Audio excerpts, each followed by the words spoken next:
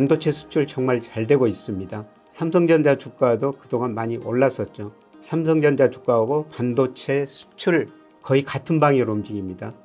때로는 그 삼성전자 주가가 약간 선행하죠. 삼성전자 주가, 반도체 수출 주가 장기적으로 계속 오르죠. 그러나 반도체나 삼성전자 주가는 사이클이 있다는 것입니다.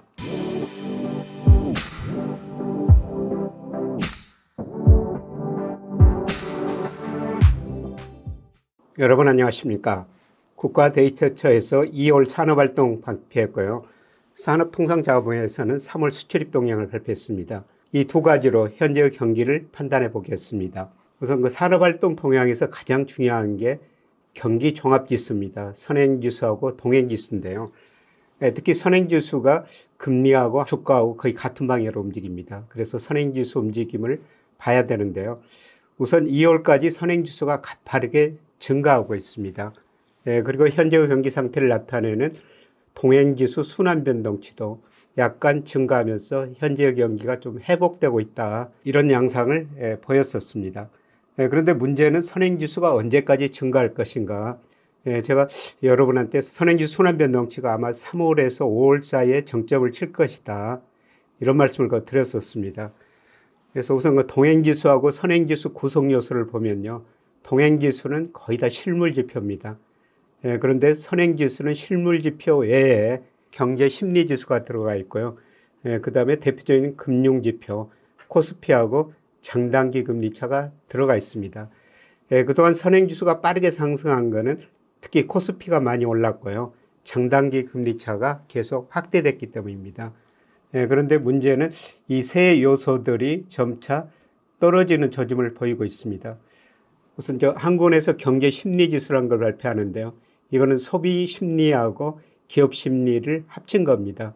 물론 미국하고 이란 전쟁 때문에도 그렇습니다만 3월 들어서 심리가 위축되고 있습니다. 이게 시차를 두고 선행지수 하락 요인으로 작용할 거로 보고 있습니다. 장단기 금리차가 선행지수에 약간 선행하거나 동행하거나 그러는데요. 지난 2월까지 크게 상승하다가 3월부터 축소되기 시작하고 있습니다. 여기서 장단기 금리 차는 거는 제가 국채 10년하고 국채 1년 차이를 말씀드리는 것입니다. 이게 선행지수나 경제성장률을 설명하는데 매우 중요한 지표 중에 하나입니다. 물론 그 3월에 약간 감소했습니다만 앞으로 추세를 봐야 되겠죠. 그러나 제가 예측해 보면은 장단기 금리 차가 계속 축소되는 것으로 나옵니다. 앞으로 선행지수 순환변동치가 떨어질 수 있다. 이렇게 볼 수가 있습니다. 그동안 선행지수가 크게 올랐던 것은 주로 코스피가 대폭 상승했기 때문입니다. 그런데 3월 들어서 코스피가 큰 폭 하락했습니다. 3월 말 지수가 2월 말에 비해서 무려 19%나 하락했죠. 이게 아마 시차를 두고 선행지수 순환변동치를 떨어뜨릴 것 같습니다. 그래서 이런 세 가지 요인을 고려해 볼 때 빠르면 3월, 늦어도 5월 이 사이에 아마 선행지수 순환변동치가 정점을 치고 떨어질 가능성이 높습니다. 선행지수 순환변동치가 하락할 때 코스피도 하락했고요. 금리도 하락했었습니다. 산업통상자원부에서 3월 수출입 동향을 발표했습니다. 수출 정말 잘 되고 있습니다. 3월 수출이 무려 48.3% 증가했고요. 그 다음에 수입도 13.2% 증가했습니다. 무역수지가 257억 달러 대폭 흑자를 기록했습니다. 그리고 일평균 수출이 정말 중요한데요. 일평균 수출이 3월에 37억 4천만 달러였습니다. 제 예상치보다 훨씬 더 높게 나왔습니다. 예상보다 수출이 잘 되고 있다는 것입니다. 그래서 작년과 하반기 이후 수출이 급증하면서 우리 경제가 회복되고 있습니다. 문제는 이 수출 증가세가 앞으로 더 확대될 것인가 아니면 축소될 것인가 여기에 있습니다. 그러나 우리 수출에 선행하는 게 OECD에서 발표하는 G20 선행지수입니다. 제가 예상해 보면은 이 OECD G20 선행지수가 2분기부터는 조금 증가세가 둔화됩니다. 이에 따라 가지고 우리 수출 증가율도 아마 분기별로 보면은 1분기가 정점이고요. 2분기부터는 좀 증가세가 둔화될 가능성이 높습니다. 3월 주요 품목별 수출 동향을 보면요. 모든 품목이 거의 다 달되고 있습니다. 특히 반도체가 328억 달러 됐습니다. 무려 151%나 증가했고요.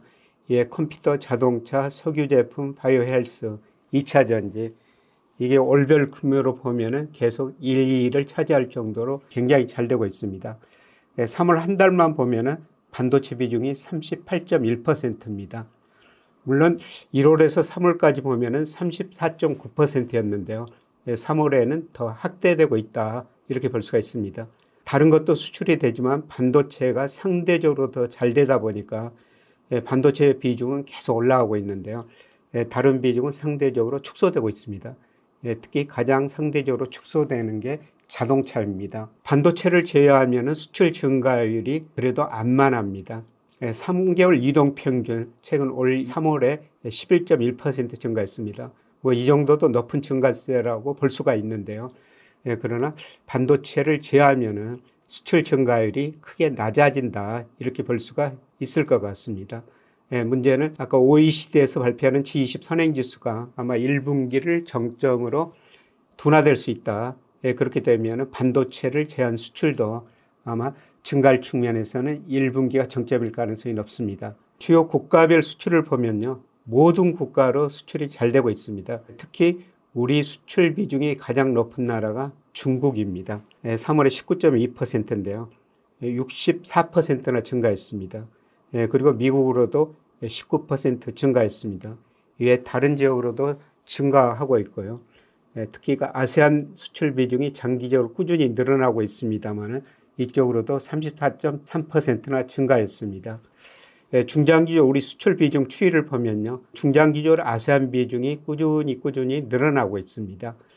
아세안 경제가 그렇게 높은 성장을 하고 있다는 거죠. 그런데 가장 관심을 가져야 될 게 중국 비중이 아닌가, 이렇게 생각됩니다. 2018년에 27%까지 올라갔었습니다. 작년에는 18.4%까지 줄어들었었는데요. 올해 19.8%로 다시 증가하고 있습니다. 중국 경제가 그렇게 낮은 성장을 하고 있지는 않다. 그래도 괜찮은 성장을 하고 있다. 우리 수출에 나타나는 특징인 것 같습니다. 미국 비중도 다시 증가하고 있습니다. 일평균 수출이 잘 되고 있다, 이런 말씀을 드렸습니다. 3월에 37억 4천만 달러인데요. 코스피하고 일평균 수출 간의 상관계수가 0.92로 제일 높습니다. 그래서 제가 월별로는 코스피를 일평균 수출로 평가해가지고 가대평가, 가소평가 이런 걸 말씀드립니다만은 지난 1월에 가대평가 됐었어요. 그런데 2월, 특히 3월에 수출이 증가하고 코스피는 떨어졌죠. 그러다 보니까 가대평가 정도가 많이 축소되고 있습니다. 앞으로도 일평균 수출이 더 증가할 수 있을 것 같습니다. 그러나 전반적으로 이게 가대평가 정도가 안전히 해소되기 위해서는 주가가 단기적으로 오를 수가 있습니다만 결국 주가 조정이 더 이어지면서 여기에 수렴하리라고 보고 있습니다. 참고로 제가 코스피 위험지수라는 걸 작성해가지고 여러분한테 말씀드리는데요. 이 코스피 위험지수라는 건 뭐냐면은 선행지수하고 동행지수 차이가 너무 벌어지면은 주가가 가대평가 영역이 있었습니다. 그리고 아까 코스피하고 일평균 수출 괴리 두 개를 가중평균 해가지고 그려놓은 건데요. 이게 2월까지 가대평가 정도가 굉장히 확대됐습니다만은 3월에 특히 일평균 수출 증가하고 코스피가 하락하면서 가대평가 정도가 많이 해소되고 있습니다. 참고로 반도체 수출 정말 잘 되고 있습니다. 삼성전자 주가도 그동안 많이 올랐었죠. 그런데 3월에 삼성전자 주가가 많이 떨어졌어요. 과거 통계를 보면은 삼성전자 주가하고 반도체 수출 거의 같은 방향으로 움직입니다. 때로는 삼성전자 주가가 약간 선행하죠. 그런데 3월 삼성전자 주가가 상당폭 하락했다는 건요. 4월에 반도체 수출 금액이 3월보다는 좀 줄어들 수 있다. 그런 의미를 담고 있습니다. 실제로 제가 반도체를 모델로 예측하는데요. 수출 금액이 4월에는 3월보다 많이 줄어들 것 같습니다. 물론 장기적으로는 증가하는데요. 이게 삼성전자 앞으로 주가의 조정 요인이라고 볼 수가 있습니다. 물론 장기적으로 보면요. 삼성전자 주가, 반도체 수출 주가 장기적으로 계속 오르죠.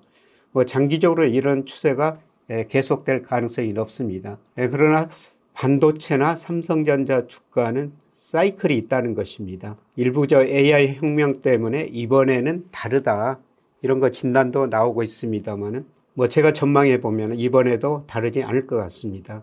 예, 제가 여러분한테 최근에 그 미국의 상호 신용 문제가 드러나면서 빠르면 올 하반기, 늦어도 내년 상반기에 미국 경제가 상당히 어려워질 것이다.